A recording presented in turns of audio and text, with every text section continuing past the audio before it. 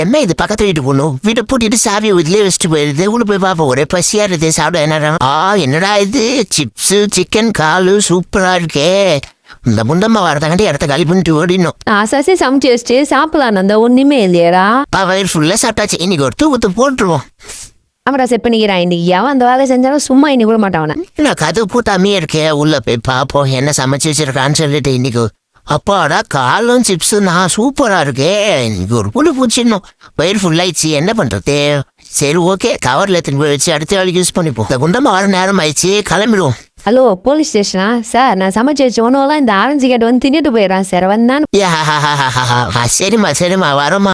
கேட்டு பண்ணி அந்த பொண்ணு வீட்டுல போய் சாப்பாடு திட்டி சாப்பிட்டா உண்மையை சொல்றா. இல்ல ஆரம்பா சொல்லி போட்டுவேன். அதெல்லாம் ஒண்ணும் இல்லை சார். நான் அந்த பொண்ணை லவ் பண்றோம். சும்மா விளையாடுது சார். தம்பி உன்னை பார்த்தா நல்லா தெரியுது. லவ் மேட்டர்னு சொல்லிட்டு சீக்கிரமா போய் கல்யாணம் பண்ணிக்க போ.